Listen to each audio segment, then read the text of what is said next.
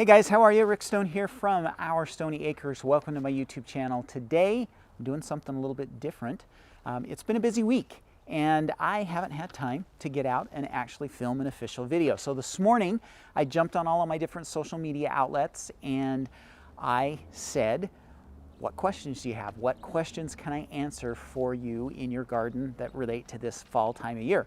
And I got a whole bunch of responses. I've chosen 6 that I'm going to actually go through and answer today, and we're just going to kind of do a Q&A and see what you guys think about this. So maybe just little frame of reference, it's fall, end of October. We had snow on the ground this morning, just a little bit. It's already melted, but we had snow, and so our tomato plants have kind of made it through, but it's done. You know, our zucchini, which you can't see, is right over here, lost it to frost, and you know, our garden is winding down, and we do have our fall garden, which is moving along pretty well, but kind of into season for us. So that's where we are at.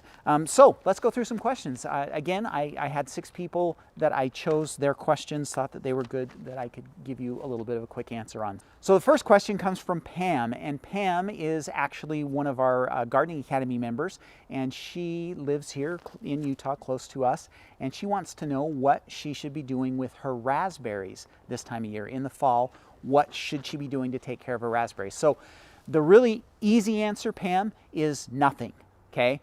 You don't have to do anything to your raspberries now in the fall. Now, there are a few things you could do and maybe should do, but there's not any have to do's, okay? So the first thing that you could do and would be a good idea is you could put some compost down. So a good 2 or 3 inches of compost in your raspberry bed is going to be very good for those plants next spring. Now, with raspberries, you can't really work it in the soil like you might be able to in some of your other beds, so you're going to really just be putting that on as a mulch. You know, and again, 2 or 3 inches, that'll work into the soil over the winter and help to replenish that soil for next spring. So that's one thing that you could do. You could also wait and do that in the spring. The other is pruning. So if you've got the ambition this time of year to do your pruning, you actually could get your pruning done. You do want to wait until the plants have gone completely dormant. So if they're anything like mine, we just had a freeze this week, and so we actually still have leaves on our raspberry plants. And so we want to wait until they've gone dormant and the leaves have fallen off, and then you could do your pruning if you wanted. Again, you don't have to. You could wait and do that pruning in early spring, just before the plants break dormancy. But you can also do it now in the fall if you've got the time and the ability to get out there and do it. So make sure that you know which type of raspberry you have. Summer bearers are pruned differently than fall bearing raspberries. And so there's a video link right up here that you can watch on how to prune fall bearing raspberries, or ever bearing raspberries, they're sometimes called too. Spring raspberry or summer raspberries, there's a bunch of different videos out on YouTube, but make sure you know which kind of raspberry you have before you start pruning. Because if you prune summer bearing raspberries the wrong way, you won't get any fruit next year. So make sure that you know what you've got, okay?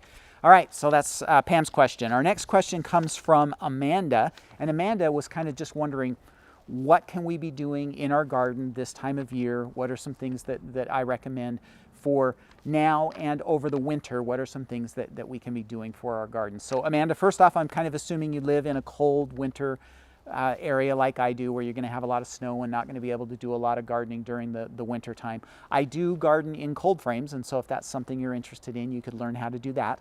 But for the fall, a few things that you ought to be doing is, number one, get your beds ready to plant now.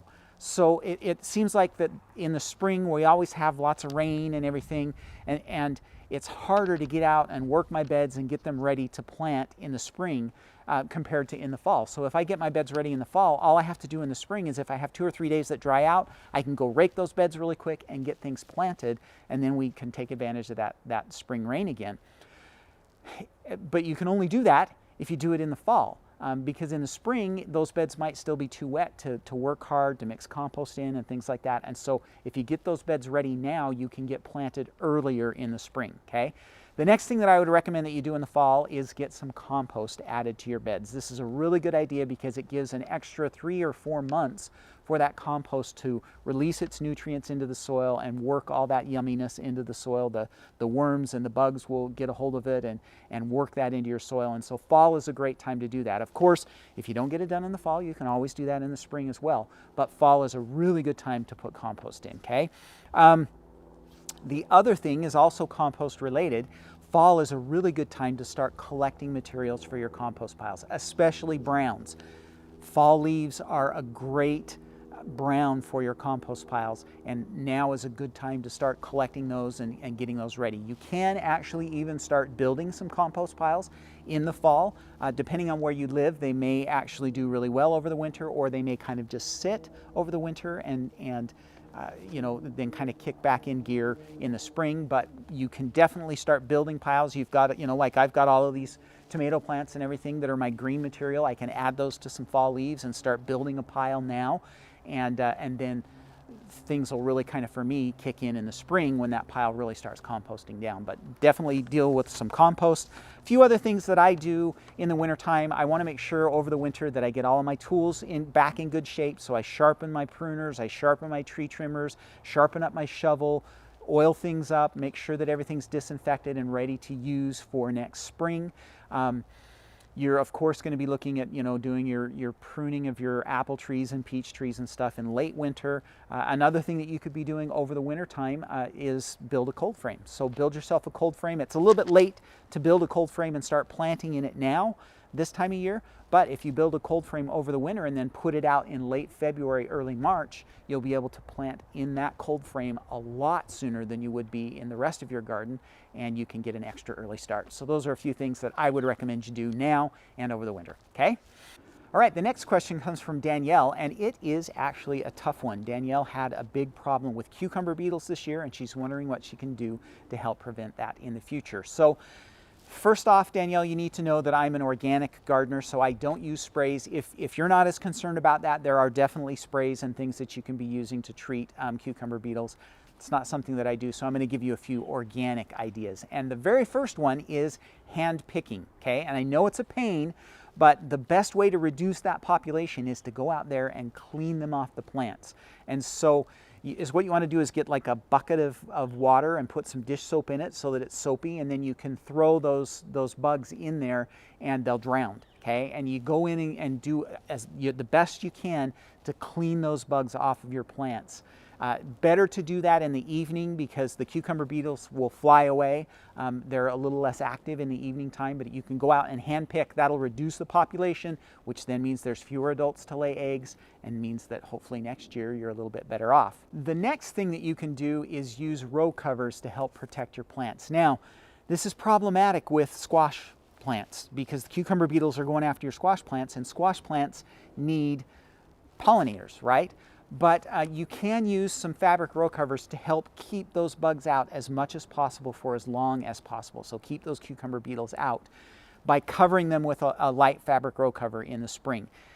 Eventually you're going to have to take that row cover off because once the plants start to flower, then we've got to let the pollinators get in there. But putting some row cover over those plants will definitely help. And then you can make a decision as your season goes on. You know, you can decide, okay, well, I've got enough squash on this plant. Then you could go ahead and cover that plant again. And again, we're putting those row covers on to exclude the cucumber beetles from getting in. One other thing that you could do is you could sacrifice the first rush of blossoms. So usually squash family plants will have a couple of different rushes of blooms. Usually the first one will be really heavy on male blossoms and just a few female blossoms. You could sacrifice that one completely, keep the fabric row covers on. That will keep the cucumber beetles away, and then wait for that second rush of flowers to come before you take the row covers off. That kind of messes with the cucumber beetles' timing a little bit. So you can do that. Another thing that is also timing related that you can do organically to treat cucumber beetles is mess around with your planting dates. So maybe you usually plant on May 15th every year. Your cucumber beetles will kind of get used to that. Their generations will hatch at the right times to be ready for those plants. You could throw them off by planting 2 or 3 weeks later. And that will, again, kind of mess with their cycle, and that can help to reduce the populations as well. They do respond to like yellow sticky traps, so you can put up those little yellow sticky traps and they'll get trapped on those. And then there are a few repellent plants as well that you can be using. So radishes are really good for keeping cucumber beetles away from your plants. Tansy is, and then Nosternum is also a really good flower that you can plant. That's an edible flower that you can plant that does well to keep those cucumber beetles away as well. If you happen to have chickens, you can let the chickens work through your bed in the fall as well, and that will help to reduce the population of eggs that have been laid and are overwintering. So that's a good one as well. So hopefully those ideas, Danielle, help you out, okay? All right, our next question comes from Windy City Farms, and they want to know what to do with eggshells. So they have chickens and they have been collecting eggshells and they want to use them in their garden. So one thing that I want to kind of caution you right at first is eggshells are not like this panacea that they're automatically going to add all of this calcium to your soil. The problem is that it takes a long time for eggshells to break down. Even if you grind them up and put them in your soil, it takes a long time for them to finally break down, several years before they will really add their calcium to the soil. So don't think that by adding them to your soil that immediately your calcium is going to come up in your soil, okay? The other thing is you really need to make sure that you have a calcium problem in your soil, okay? A lot of times when people have like blossom end rot and they'll think, oh, I've got a calcium problem, that may actually be a watering problem, not a calcium problem. You may have plenty of calcium in your soil and your watering practices need to be changed a little bit to help the plants uptake that calcium correctly. So before you just assume that you need to add eggshells to your garden to add calcium, you need to do a soil test and make sure that you really need to add calcium to your soil, okay? But that's one way that you can use them. People will sometimes use them as kind of pest resistors. You can crunch them up and put them around your plants, and that will help to keep slugs and snails out. You know, decent idea, not foolproof, but you could do that. And then the other thing you could do is, again, grind them up and add them to your compost bin as well, and let those compost down with your compost. So those are all ideas for using your eggs, okay? Next question comes from Callie, and Callie is wondering what to do with her compost over the winter. So Callie said that she had just built a nice compost pile, and she's wondering now, what should she do? Should she cover it up for the winter? How should she proceed? And I'm assuming, Callie, that you live somewhere that has a cold winter. So what you want to do is you want to treat that pile until the really cold weather settles in. You want to treat that pile as you normally would. So make sure that you keep it moist. Make sure that you aerate it often, either with an aerating tool or turn it with a fork. You want to keep that pile aerated and active and cooking as much as you can. Then when the really cold weather settles in December and January, the pile's not really going to do much. And so you do want to cover it up so that it doesn't get overly wet. We don't want like 2 feet of snow melting into it or something like that. So cover it up so that it doesn't get really, really wet, and then just let it sit until spring. And then once spring comes around, might not be a bad idea to throw a little bit more green material and a little bit more brown material in, aerate it again, mix that all up, and that should then start cooking again. The other thing that you can do over the winter is there's no reason why you couldn't continue adding to that pile. So all of your food scraps and all that kind of stuff, put those in that compost pile, and then maybe add a little bit of brown material with some garden leaves or something like that. Add those in as well, and then you should be in pretty good shape. When spring comes around, that pile should kick back in and really take off and cook up well, and by June you'll have a nice pile of compost ready for you, okay? All right, so that I would definitely recommend, though, that you cover it up unless it's in a protected area. Like mine is kind of in the eaves of our house, and so it doesn't get a lot of moisture and snow on it, so mine's usually okay. But if it's out somewhere where it's going to get wet, you don't want it to get soaking wet over the winter time, so make sure you watch out for that, okay? All right, and then our last question comes from Gloria. And Gloria wants to know how to get her spinach to grow and germinate. And Gloria lives in zone 10A, so really warm, really far south. So Gloria, the trick for germination on spinach, and I think maybe the reason why you're struggling with it right now, is that in your area it might still be a little bit too hot for spinach. So spinach is definitely a cool weather crop, and it's going to do best when the temperatures get down below 80 degrees Fahrenheit. So if it's still, 85, 90 degrees in your area, then you may want to hold off a little bit and replant that spinach once the temperatures have gotten down to about 80 degrees or below. That's kind of the sweet spot for spinach is 80 and below, when it's really going to do well. And so for you, that's a winter crop. And so you may be struggling a little bit with your germination and getting it to grow right now, just because it's a little bit too warm in your area still. So wait till it cools off just a little bit more, replant. Putting a fabric row cover, a light fabric row cover over the top, will help keep pests out. And that can also help with germination and help it to grow. It'll shade it a little bit in the heat of your warmer climate.